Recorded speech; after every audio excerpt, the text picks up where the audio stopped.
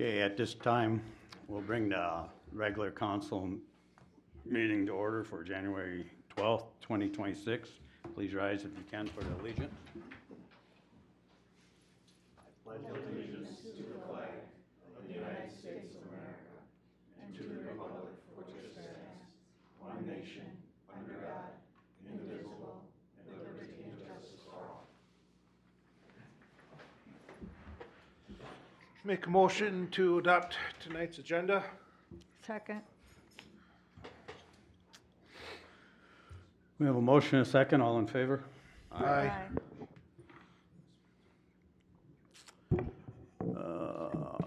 Public forum.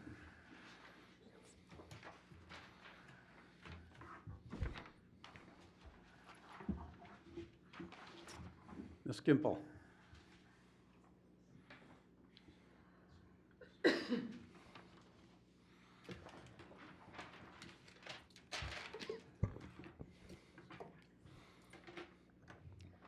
Mayor, Council, Tammy Gimple, 22359 Baton Street Northeast. I'm here today because this is a second letter I've gotten. You guys might not know of the letters. I'm assuming that Matt Luck knows of the letters Nick Schmitz has been sending me. Okay, I have an attorney, and I know that you know I have an attorney, and I know the city attorney knows I have an attorney, so I shouldn't be getting these letters. So at this point, I'm just gonna say to the council, I'm gonna start considering this harassment. If you're sending them to me directly, Nick Schmidt should not be sending me anything directly. I have an attorney. So that's it. Thank you.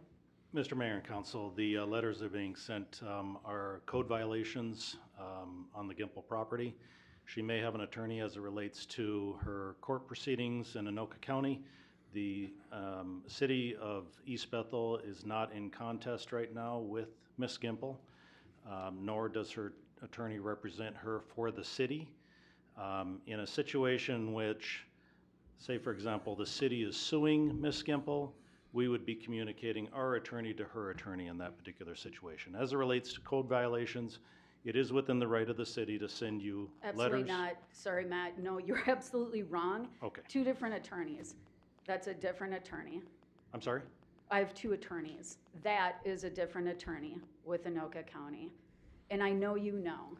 So stop playing games. I don't know how many attorneys you have, no. No, Sorry. the attorney that came in here and handed you his card, that is my attorney for the city of East Bethel. And I know you know that. So that you're playing games, and stop. So stop. If you're trying to intimidate me, that's not gonna happen. Mayor. It doesn't work. It's not working. I have two attorneys. You can clean it up with him. Listen to him, don't listen to him. I have an attorney. Mr. Mayor, there's a process to follow in a civil case as it relates to code violations. Actually, this is a criminal case as it relates to code violations. And we will follow that in terms of the number of letters that need to go out, and at which point it needs to be turned over to Eckberg Lammers for criminal prosecution due to failure to comply. We will at least follow our process that's required, and every court requires us to do that. And I've asked Matt on this before, where we're at with this issue too, so they're doing their due diligence on it, so. Thank you. Consent agenda. Are there any of these items that we have to pull to fill in the blanks? I think there's D that did not have a recommendation. Right. So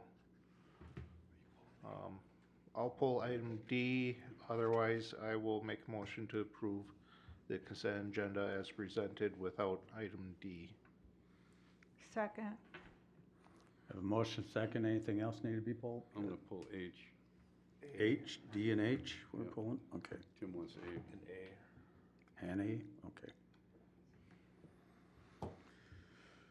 Okay, we have a motion and a second to the consent agenda as amended, pulling A, D, and H.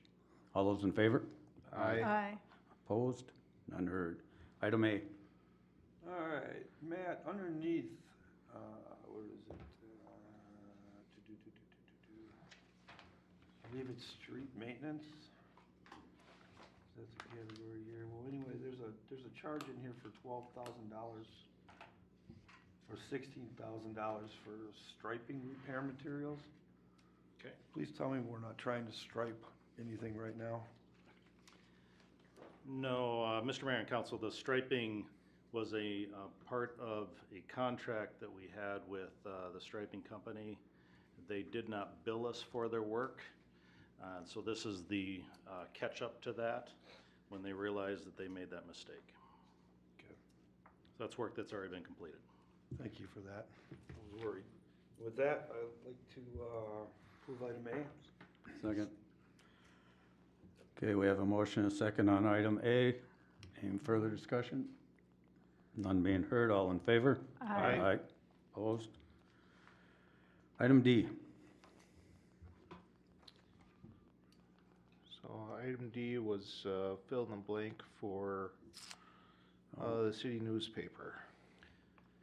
So, Mr. Mayor and Council, we currently have the Isani Chicago Star that we are currently using, and they are substantially lower than the alternative at this point. So my recommendation would be that we continue using what has been a successful relationship with them in terms of meeting the requirement of the law and saving a substantial amount of money in doing so.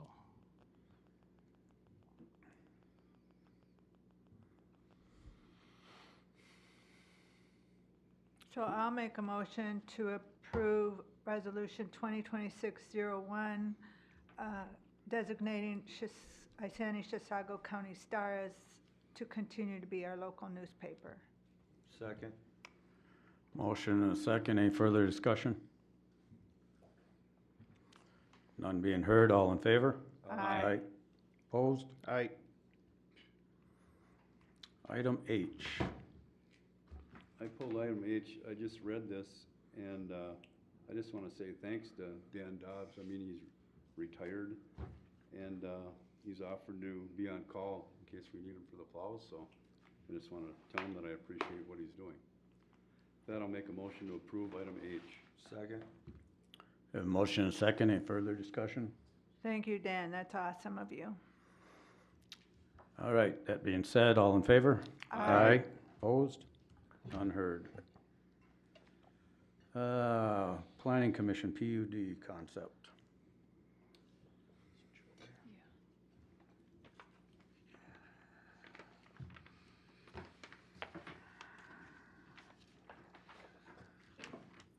Well, I don't need my face there.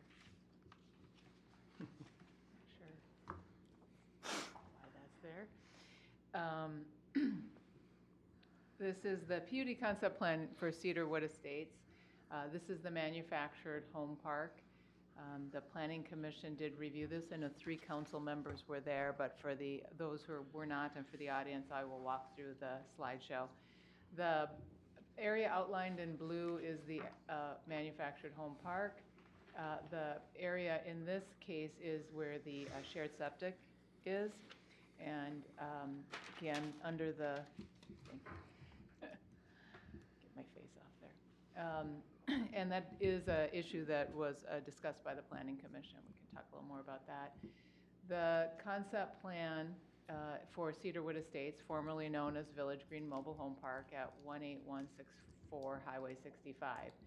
So some background, the park was permitted by the Village of East Bethel in 1969. And then in 1987, the city adopted manufactured home standards and manufactured park standards in 1987, which created legal nonconformities in this park, which means the homes can continue as they are, but they're very limited in their ability to replace homes or expand. This proposal is to allow expansion of the park to the north to add 33 new homes. It expands on 2 adjacent parcels, one of which has a small apartment that would be removed. The idea of a PUD concept is to establish general standards that would apply to both the existing park and the proposed expansion area. This property is guided medium-density residential and zoned R2 single-family and townhome residential. There is another portion in the northwest, that's where that shared septic is, that's guided in light industrial and zoned B3. On the screen is the survey that was done for the park, and on the right is sort of a, it's not a survey, it's not official, but it lays out the lots within the park. The applicant's requesting that the council consider a PUD to provide flexibility in lot size, lot width, and setbacks. And manufactured home parks in East Bethel are only permitted in the B1 district. So the PUD would allow them to rezone to PUD with an underlying R2 zoning district, presumably, to establish specific standards for this park that would apply to the 178 approximately existing homes and the 33 new homes. One thing that we spent a lot of time talking about at the Planning Commission is that the submittal did not clearly address the existing conditions and really focused on only the expansion area. The expansion area shows lots for 16 by 76 foot wide homes. Those are single wide homes that are fairly small. Those of you who are familiar with the park know there's a number of double wides in the park today, and that's something that I think as people replace their homes, they look to do. In this case, the individuals will own the homes but not the land. Continental would own the land and lease that back to homeowners. And it is a number of lots today, so if this were to go forward, staff would recommend that the entire park be platted as a single parcel with unit lots for the individual homes. Right now we have homes, as you can kind of see on this screen, that cross parcel boundaries or cross lot lines, which we typically don't want to have happen. So you have homes here, for example, that are on this lot and this lot. And generally, the building code doesn't want to see that happening. On the red squares are the new home lots that they are proposing. But again, we don't have a lot of information about what's happening down here. One of the comments from the fire department that was highlighted at the Planning Commission was that this road is a dead end, and that would either need to loop down and connect or provide a turnaround cul-de-sac that complies with code requirements. This is the area where that small apartment is today. This is the area where the small park is. You can kind of see the playground there. The PUD needs to comply with the PUD standards in section 56 of the code, and we don't know right now if they do or don't. We simply don't have enough information. And that was the big piece of feedback from the Planning Commission, is they did not provide a recommendation, primarily because we just don't know enough about what's happening.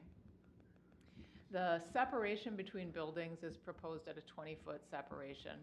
Our code requires 30 feet. That's significantly more than the fire code or the building code require, and is significantly more than several of the other cities we surveyed. Nevertheless, that is our standard, and they're asking for flexibility from that. That is, I think, the most significant issue that the Planning Commission discussed relative to the setbacks. The parking areas are clearly shown for the new lots, which would provide off-street parking on each of those lots, which is something that does not exist in the existing park for all lots, so that would be helpful.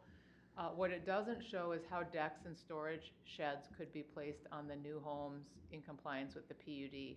That is a problem that we've noted in the existing park, is that we have sheds that don't comply with setbacks. We have decks or ramps that don't comply, and we've had people coming in wanting to add ADA ramps that require a variance and that just haven't come forward yet. So being able to ensure that if we do create new lots, those lots are designed to accommodate those kinds of things that exist today in the park. We also note that there appear to be a number of encroachments in the MnDOT right-of-way, not only the street on the east side, but there appear to be homes that are in the right-of-way. And so if it went forward, they would certainly need MnDOT approval and likely encroachment agreements for those encroachments. One of the benefits of the PUD identified by the applicant is a willingness to abandon the shared septic and well and connect to city sewer and water, but they did ask if the city would be willing to do that on a phased approach, connecting the entire park as a single action item. They've indicated would be cost prohibitive, so they would like to start with connecting the new lots and then working with the city to develop a plan that would provide additional revenue for the city, which is why we would consider that a benefit. If the project did go forward on that north expansion, they would need to provide new stormwater ponding and a wetland delineation, as well as a MINRAM, which is an assessment of wetlands.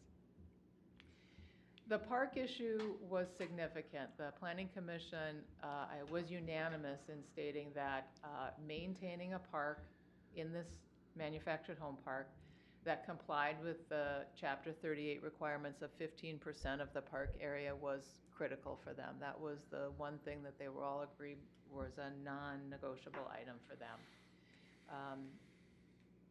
The council may wish to provide feedback on that, but that was certainly their stand. Again, just as in terms of legal nonconformities, a legal nonconforming use is because the park was established prior to the adoption of the ordinance. So the park itself is a legal nonconforming use. But within that, there are a number of nonconforming structures. Nonconforming because they don't meet the setback requirements. And again, what that means is those structures in this park can continue forever, but their ability to maintain the structures is very limited.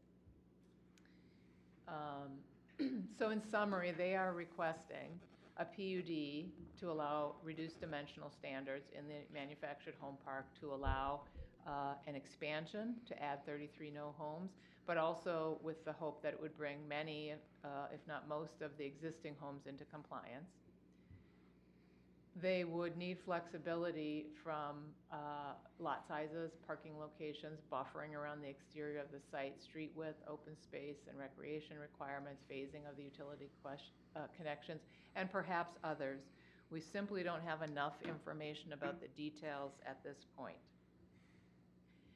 So the Planning Commission had a robust discussion but did not make a recommendation. That is unusual for them, as you know, but they felt that they really needed more information about the existing conditions. They agreed that 15% park space was desired, that they wanted more information about the existing well and septic and the plan for abandonment and future connection to the city system, agreed that the cul-de-sac or street connection is needed in the northwest. They had some concerns that only that one housing site is shown and it wouldn't accommodate larger homes, so they wanted to know how that would work both in the new and the old parts. There was some support for more affordable housing and the ability to replace those existing homes with newer models, but again, really felt they needed more information on the PUD flexibility requested and the related benefits. And so we did prepare 2 resolutions, one for approval, one for denial, and you certainly have an option to act as the Planning Commission did and just provide feedback to the applicant on the concept plan as non-binding advisory comments. The applicant's representative is here tonight, Mr. Mayor, and I know that was a repeat for you, but I'm happy to answer any questions. Well, I have a couple of questions. First, can you repeat what you were saying about, you said something about 15% non-negotiable? I didn't understand or hear the first part of that or something. I don't know. Yes. Thank you, Madam Chair, Council Member, Mr. Chair. The Chapter 38 of our code requires 15% of a manufactured home park to be preserved as a private park.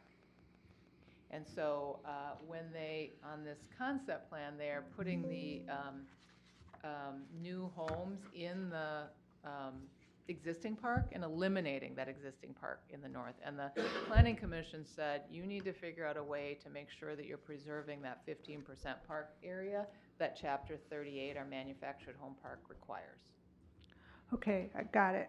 So park playground type thing is what you're talking Right. about. Okay. is there a way we can mandate that they have to allow for a number of double wides? Because I kind of agree, people are wanting bigger living spaces right now. I think that's something that you could provide feedback to them. I'm not sure that we could mandate the lot size, but we have a lot of discretion here on a PUD. So if we felt that they needed to provide that, I know at the Planning Commission, the applicant's rep said they would look into that and provide some options, but I think that's a great question for them tonight. Okay. And then do they pay any park fees, park dedication fees, or is that 15% park part of it? Because these are existing lots of record that I would be recommending that they combine into one. They would not be subject to park dedication fees. But again, the reason for the 15% private park requirement is this is a lot of homes in a small area, and providing recreation space for those residents, I think, was important to the council when they established that requirement, so. All right, and then the cul-de-sac you were talking about, is that going to be a mandated thing, part of the contract, or does MnDOT do that, or who does that? If, I'm going to just pull up that image here. So the cul-de-sac that I was talking about in the northwest here, they have a couple of options. They could either put a cul-de-sac right here, or they could figure out a way to connect that road down through. So either option, but they cannot have this long dead end. It could be a hammerhead. There are different ways to provide a turnaround that complies with the fire code. But that if they proceeded with a development application, yes, that would be a requirement that we would enforce. These are, maybe I should back up and just clarify, these are all private streets within the park. So Right. None of these are maintained by the city, but they would need to meet our code requirements for private streets.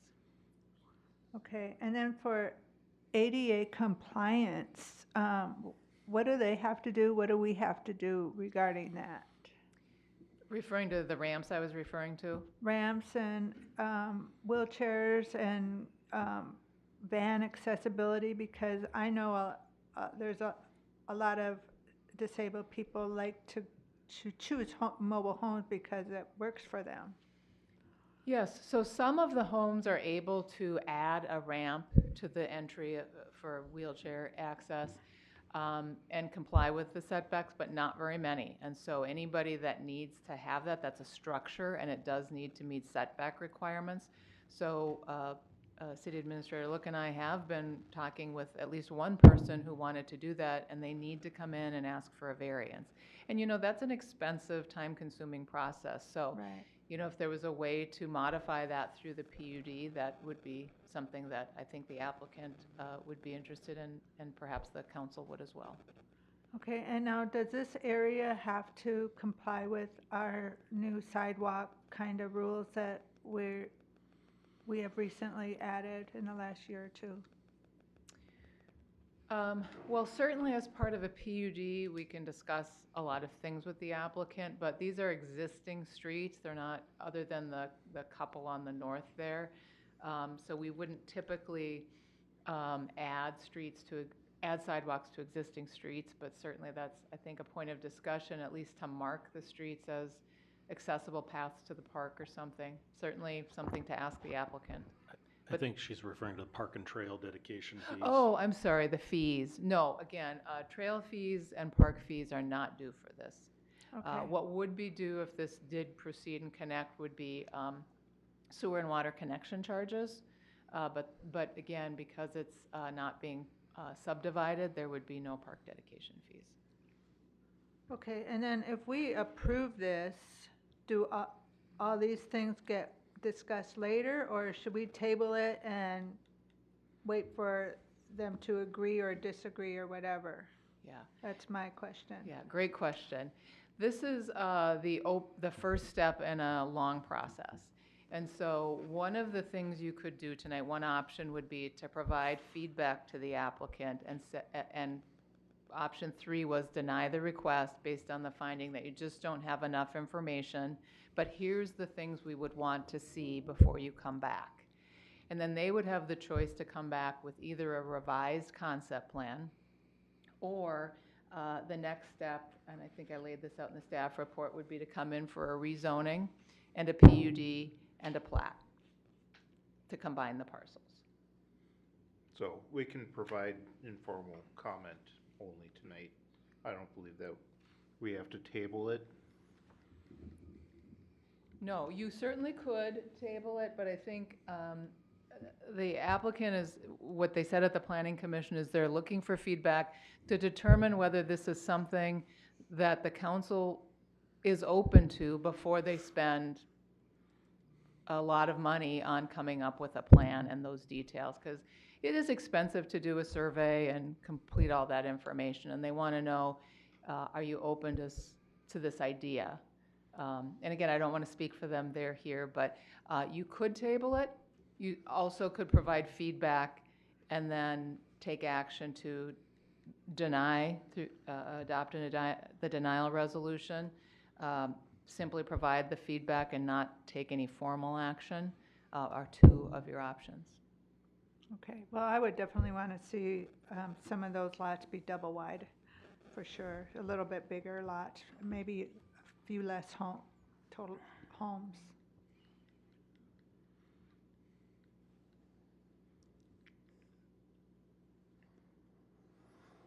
So would we have to rezone this then, right? Go from R2 to B1?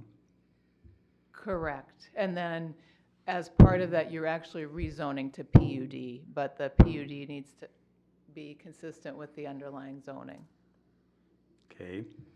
And then as far as the sizes of the lots and everything, we're going to have to change the code amendment to chapter 38, the way it reads now? You do not. And again, that's because the PUD, the PUD is a contracted zoning district, so that's a new unique zoning district that you're creating. So you don't have to change 38 to allow this park to proceed.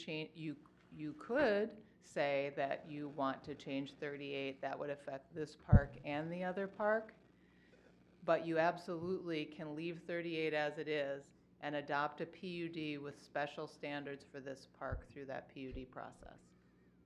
Okay. So the concept plan they want is for the new part and the old part. Yeah, yes, I think they were focused on the new part, but I think it's important that it be for the whole park. I have issues with that because if we're allowing them these sizes in the new part of the concept, then they can address that in the old part, and they're going to improve their density a lot more with more trailers.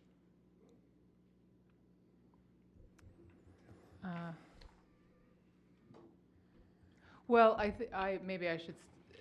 think what I was recommending was that they formalize what exists in the existing park. Because I think, like I said, we've got lots that are homes that are over lot lines today. And I think we want to clean some of this stuff up. Not that I'm suggesting that double wides be eliminated for these single wides. Is that? So there might be different standards. I just don't want to give them a free check to just to run wild and put in all their new dimensions into the old part. Okay, understood, yeah. Because I could see that happening. You absolutely would have the ability to have a set of standards for the new homes and a different set of standards for the existing homes. And then as far as the timing of the sewer, where would they even connect to? I mean, the closest connection for them is 1,320 feet away. And at an estimated cost of $350 a foot, that's $462,000 it would cost them to connect. And they'd have to cross 40 acres of somebody else's land. Yes, they would have a lot of work to do that. I do not have the answer to that. I don't know if the applicant has given that detailed thought, but that would be their responsibility to do. I think the recommendation could be that The support exists only if there's a connection to the city sewer and water, and then it's up to them to figure out how to make that happen. On that back street, I noticed that it's 8 feet narrower than the other two streets. Is there a reasoning for that? Or is it just because they ain't got any more room there? The back street on the west? Yep, the northwest, it's only 32 foot wide compared to the other two streets the other street they're putting in is 40. This one? 32 I think is our standard. Let me look. 32. I don't know why they have different sides, but the standard street is 40 feet in chapter 38. I'm not sure why they're showing a smaller street. And they're actually showing the curve onto that back street. They're actually into the other owner's lot there, into their easement. Right here? Yep. So.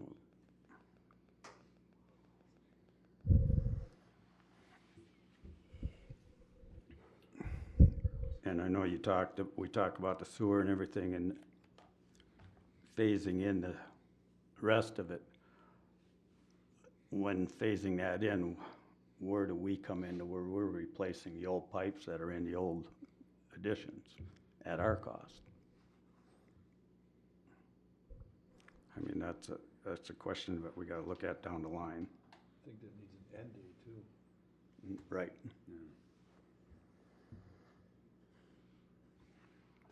So, to me, there's a lot of questions that we need answers on moving forward. Yeah, I definitely agree with that. The planning commission did a great job reviewing this and brought up a lot of good points, and yes, there's a lot of questions that needs answers to. The park space, that is an important feature. One of the things that I'd be looking at is a defined survey on the established park with irons in the grounds at lot corners, so all of that can be clearly defined, and possibly have a max mobile home size for each lot. That I believe in the past, where we had some issues with trying to get a couple homes in there, that somewhere along the line that there's some miscommunication, whether it was the city side or the other side, that caused some issues. So if we could have that cleared up so that that doesn't happen in the future. And another question that I have, I think I know the answer, but this PUD, if approved at one point, does that just cover this parcel of the trailer park and not the parcel that the wastewater treatment system is on?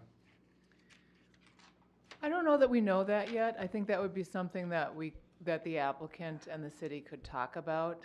Okay, because that leads to the second question, that if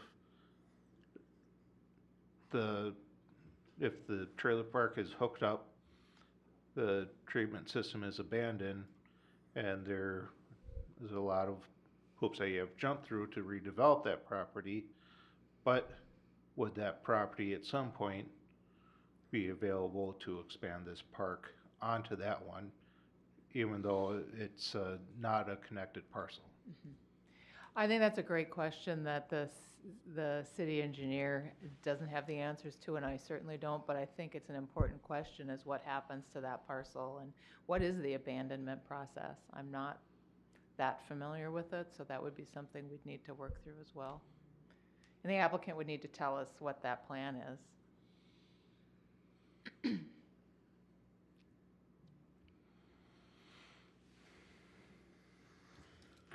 There's a part in this that I read that these individual lots would be owned by the people who bought the trailers, but earlier in this presentation, you had put in that they would not own the land, just the trailer.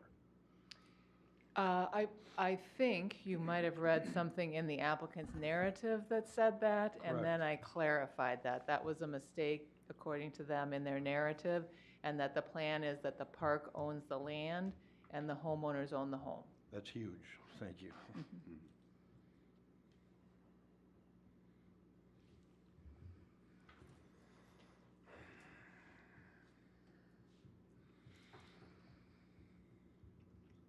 Any further discussion? I'm thinking is like, what do we need to, I know there's a lot of unanswered things here. If we should make a list and give it to the applicant on concerns that we have, and they can read it and see what they can correct or what we can correct, whatever we can do to work with it. Kendra, I believe you kind of do have that list of unanswereds. Well, in the staff report, I put the planning commission's concerns, but yes, I think we have just a draft, couple of draft resolutions in there, one for denial and one for approval. And on either one, you could modify that to say, these are the things that would have to be addressed before we could consider approving this. There's several points in your write-up that you identify that these questions need to be answered. Right, on the bottom of page 43, I had some specific items that came up that I thought the council might want to provide feedback on. You've brought up a couple more tonight. Yeah, and throughout your write-up you had. Yes. So if you felt like that covered everything in the staff report and the conversation tonight, the applicant's rep is here, you could, I think, reference that in your action, whether it was to approve or deny the concept plan. I think my recommendation is, if you want to take action, would be to reference that staff report and the other things that came up tonight. I think in talking with the city attorney before the meeting, in light of the number of outstanding issues, I think if we want to take formal action rather than just providing feedback, I think we would recommend the resolution denying the planned unit development concept and then providing feedback about the issues that would need to be able to be addressed to get council support. So I do have another question, and that's regarding the older part of the park and the older homes. Some of them are in pretty bad condition. I mean, they're looking like in a year or two, or if we get a strong wind, they're going to blow over. So there was something I read about them not being able to be replaced because of the what is their resolution then? Then they have I lose my home because of a storm and I can't rebuild? Correct. So with a legal you've got it, and I won't be able to find it quickly probably on the screen. There's a couple of vacant lots up here, and I suspect that might be what's happening. So when you have a legal non-conforming structure, which is what those houses are because they're not meeting the setback requirements, you can only replace it with something, if it's damaged, you can replace it with something in exactly the same footprint. But if you take it out, like if it falls apart, that's not damage. But if you take it out and want to replace it, you can only replace it in compliance with the setbacks. The minute you remove that home, you've lost your non-conforming status. So then the new home would need to meet the setbacks in Chapter 38. And it's impossible on those lot sizes. Correct. Yeah, so I can see the need for this. So what's the resolution for something like that? I mean, I don't, just that's, keep the lots empty? Well, I mean, today, that is either you keep it empty or you come back and ask for a variance. And my understanding is a couple years ago, there were a couple variances that were requested in front of the council. So those are the two options that you have. Either leave it empty, and as a landowner, I'm sure they don't want that, or ask for a variance. And, you know, the city council has a lot of discretion in approving a variance, so that's not an ideal scenario. So So the easy, maybe not so easy, but the fix to correct all of those issues is having a PUD. Because then if something does happen, it's no longer legal non-conforming, they can make those improvements to the trailers replacing, and they don't have to get a variance for each one. Got it. So And we don't know enough about the existing conditions, but if you look, there are some homes that appear that there probably is 20 feet between the homes, but not 30. So if they change the setback to 20 feet between homes, you have an extra 10 feet to play with. That might allow people to replace homes. But again, I don't know because I don't have a survey for that part of the site. But you can see a number of homes have been replaced with double wide homes or at least larger homes in the park. So that's the challenge. You want to be able to have people have safe homes that don't fall down around their ears or something, as you Right. suggest, but still meet the, the health safety issues that are addressed by setbacks. You know, just driving through there, there seems to be a lot more than just a couple of lots empty. I mean, there must have been, I think, 10 or 12. Yeah, I just can't see very good on this screen, but I think there's a couple of them up here. I think there's a couple up here. It's hard to, my eyes aren't that good even with my specs on, but there are a number of vacant lots. And the plan for that is they can't put them in because they can't put houses that they can buy? That's my guess, but I don't know that. So we would have to have the applicant provide more information about that.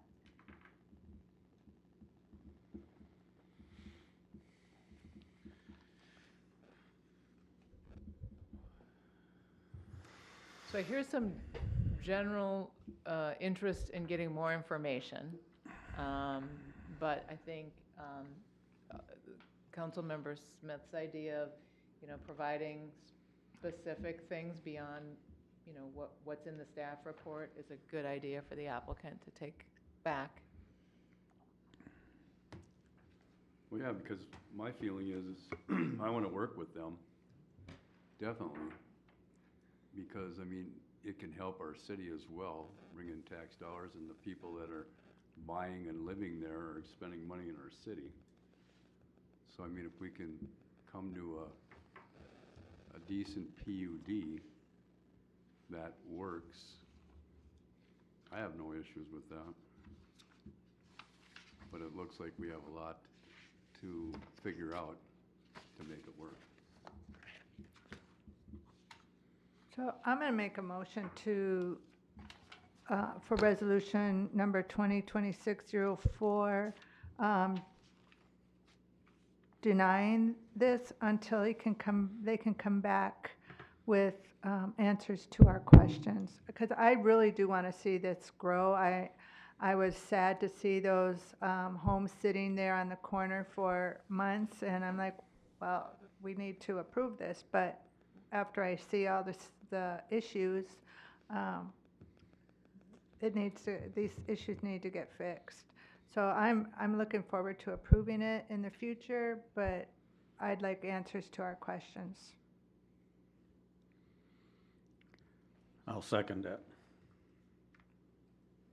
A motion and second. Any further discussion? Just for clarification, we're just going to modify those last two lines of the now therefore to say that. Is that correct?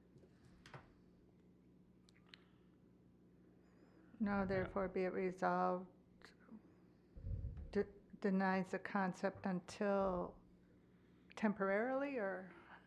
I would say denies the concept, this is what I heard you say, denies the concept plan. The applicant may modify the plans to address the standards in the staff report and answer the questions raised by council. Exactly, yes. Thank you for the clarification. Any further discussion?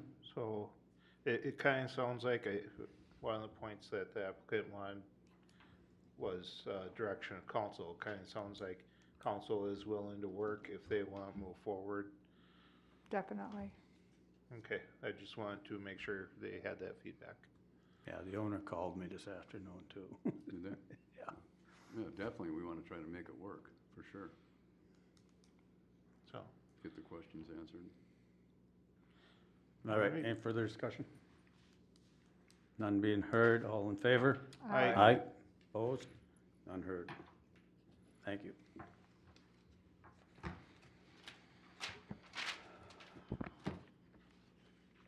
Item 8G. Mr. City Mayor. Administrator. Mr. Mayor and Council, as the first meeting of 2026, we have an organizational requirement as it relates to the assignments of city council persons to commissions, committees, authorities, WMOs, and other public advisory boards as liaisons or members recommended by yourself, the mayor, and confirmed by council. And so you'll see the list here of the various different commissions, committees, authorities.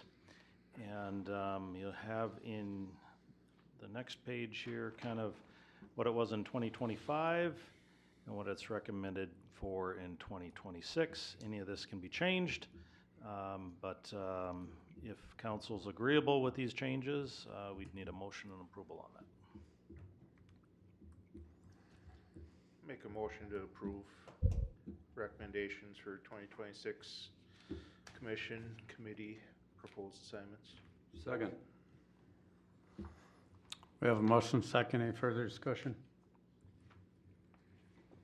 None being heard. All those in favor? Aye. Opposed? None heard. Okay. Staff report. Mr. Mayor, just a couple of updates. Wanted to just say that 2026 is kind of starting off here with a bit of a bang. I'm going to list a couple of items that we're going to be focusing on this year. The first is the Prime newsletter. We're shooting for a goal for the first newsletter to be in a new format, and currently working with Prime Advertising to get that done. It's a little bit of a process to get that done. And also, just a note on if you have articles you want to go into this newsletter, please get those to Carrie, and we'll make sure that they're included in there. Do you have a deadline? We do have a deadline, and I can shoot it to you. I don't have it right off the top. Okay, thanks. January 20th, I think. Yeah. January 20th? Yeah. Okay. I will confirm that. If it's different, I'll let you know. Otherwise, we'll go with January 20th. Additionally, we'll be working with Civics Plus with not only the website upgrade that we have coming, but then also the modules that were approved in the budget. Specifically, we're going to start off with the building department modules and modules for code enforcement and permitting and licensing. We're trying to streamline that department because we've had some turnover in that department. We want to make sure we can get some modules that kind of help everybody facilitate moving away from the manual process to more of an automated process. Adopting those modules rather will be, I would say, no pain, no gain. It's going to be a challenge for folks, but we're hoping that in the end it's going to be a great transition. Additionally, we'll have potentially new people coming in that department, and we'll be focusing on training and bringing them up to speed. We'll be closing on a property here on the 27th, and then decisions as to what that property should be. That'll be a work session topic that we'll be handling, but this is kind of a new step, maybe, at least since my tenure here for the city, in terms of acquiring a property and redeveloping that property and marketing that to a new potential user that would bring goods or services to the community. We have just general busyness every single day that we're doing as well, and we're trying to make sure that with our small team we're able to manage that. I know that that Nate, for example, has ordered a significant amount of salt, as you've all witnessed the lovely weather that we have out there at times. I think it's snowed every single day or just about, but nevertheless we're trying to keep accidents at a minimum, and we're going through a fair amount of salt this year. We've got contracts for that, so we're in good shape there. But it's taken a toll certainly on our public works guys, and thank you for approving the part-time plow driver. I chatted with him, and he seems very happy and optimistic, and seems like it'll be a good fit for the city. So we appreciate that. But nevertheless, it's shaping up to be a good year, and we're going to embrace all these changes and try and ensure that not only improves the image of the city, but it also improves the work that we do on a daily basis and helps to manage that workflow and handle the not only internal customers but our external customers, the residents of East Bethel, to the best of our ability. So, aside from that, unless there's questions, that'll conclude my report. Council reports. I got one thing. We had our first meeting of the Sunrise River WMO last week with some interesting news. I've talked before about Ditch 20, wetland restoration. That is where the project creates a settling area in the drainage ditch. So it kind of opens up a pond that water can be directed into. It allows that water to settle out with the phosphates and any other contaminants that they can settle out before going into Typo Lake, which then feeds Martin Lake, which then feeds, I think, Island Lake, and then which feeds, it just has a chain effect.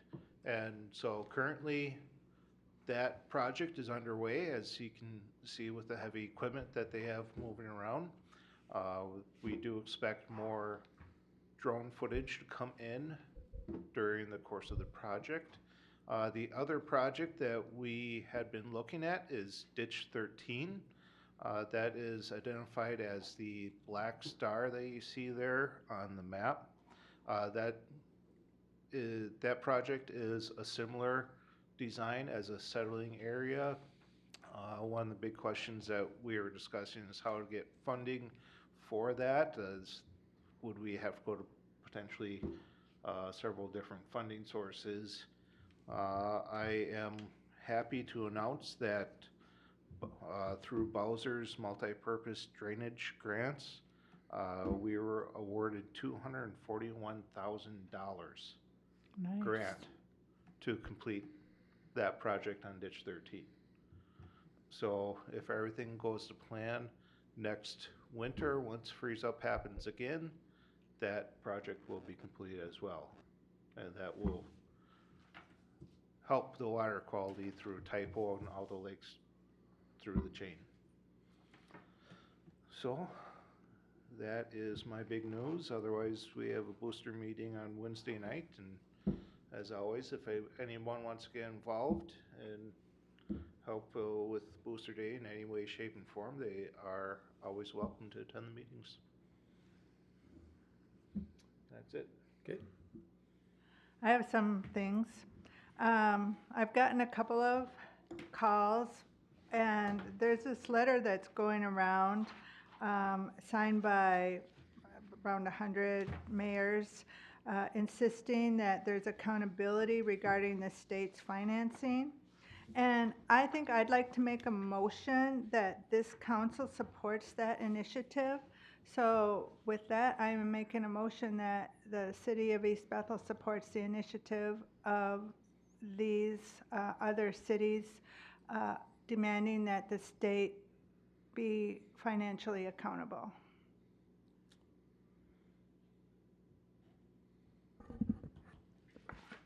Can we do that? Mr. Mayor, Councilmember Miller, I think first we need to know what exactly we're talking about. If there's material that's been shared with council already, great. I haven't seen it, so I'm not really sure what it is that you'd be approving. Two, we'd need to amend the agenda just to add that to the agenda, and then we can take the vote. But of course, the council can, sign on to any statements it chooses if it wants to do that. Yeah, I'm sure this is pointed at me because I haven't signed a letter, but the reasons for not signing it are basically, the letter is twofold. I agree 100% with the fraud part of it and everything. The second part of it, the mandated mandates are not true. Did we see any mandates in our budget system that affected us? I didn't read the second part, I guess, because I only. Well, the letter's right here. Oh, but good. That, it was sent out by the Mayor's Association to all the mayors. asking for support of signing with a deadline of 12/19/25. I received at least over 100 emails on it. You know, most of it per pressure and that. I agree, like I say, I agree with the message statewide, budget decisions and finding the massive fraud. But the mandates that they talk about that are on us, most cities that people aren't signing it are, because it hasn't affected their budgets. So, like you said, there was at the end of the signing, there was 98 mayors, which only tallied 11.5% of the mayors in the state. Only 4 out of 21 in the county signed it. So, it's, you know, and then they obviously didn't get the support they wanted because they extended the deadline to the 28th, and then they extended the deadline to the 2nd. And as of last Tuesday, they only had 241 signatures, which is 28% of the mayors. And only 7 of the 21 cities in the county have signed it. I mean, I've had 4 residents email me on it, and I've responded to them. I said, I'm more than happy to go with numbers down to the Capitol and support it. The letter is gonna land on his desk, collect dust, and nothing probably will happen.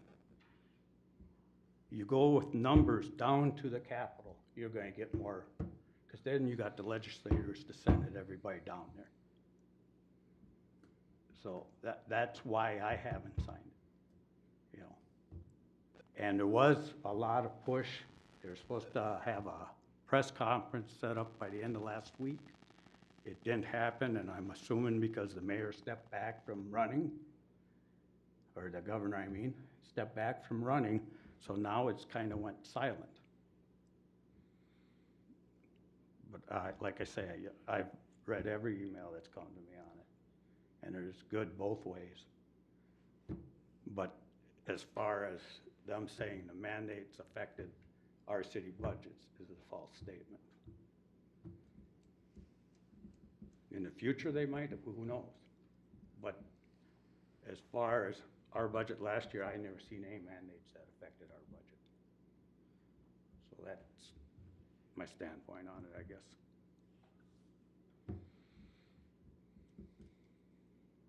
Okay, so either motion fails, is that how it should go? Mr. Mayor, Councilmember Urkel, yeah, if no one seconds the motion, it will fail. Just do a motion fails, Mayor. Okay, that motion fails. All right, with that said, I've gotten a lot of messages and calls regarding the not having a ACO regarding dogs.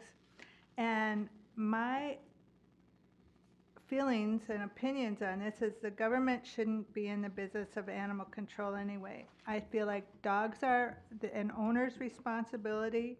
They're responsible for their dog.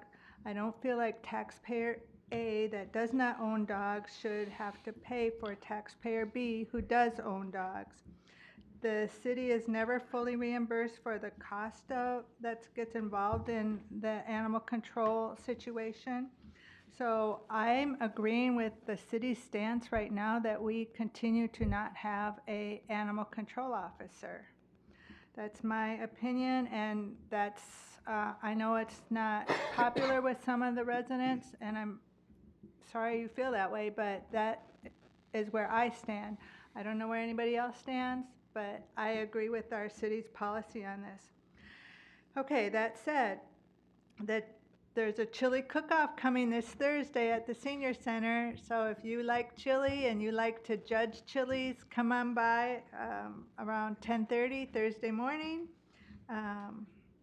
The other thing I wanted to bring up is I feel like the staff, Mr. Look or our attorney should give us a monthly legal report, because I hear about legal stuff going on in the cities and I know nothing about it. They ask me questions. I'm like, I didn't even know we were being sued. I didn't know we were suing somebody. I don't know where this stands.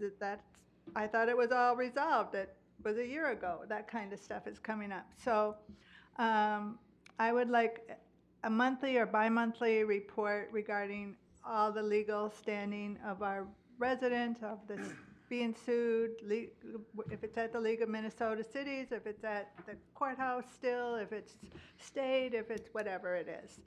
So, and that's all I have. 100% agree with that, at least once a month.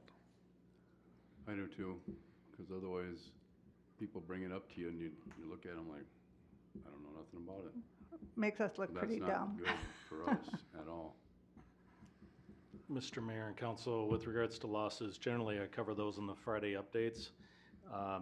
And as it relates to code enforcement type of issues, the council's taken the position that we don't pursue anyone until the council approves that. So when I say pursue, I mean, we've gone through the steps of sending the letters, trying to get compliance. We've sent out citations. You know, in most cases, I would say almost all of them, they're never paid. It gets to a point of now what? And that's where it comes back to the council to say that property X, Y, and Z is not complying. Do we want to take this to the next level and have the attorneys pursue it through court? I think that's our problem though, is that we're waiting such a gap. We have to. You know, somewhere in between there, we just gotta be notified that, hey, this is going on with this property before it gets to that final point. Okay. Because like Susan said, we're getting some information or calls from people. It's here and we're not getting So you're- information till it's here, you know, it's halfway in between there or something. We just would like to know what's happening. So we'll need to differentiate between legal and code enforcement then. Right. We can give you an update on code enforcement. Right. Yeah. And then if it's a legal issue or something and we need to go into closed session to be briefed, I'm all for that, you know? Right. Okay.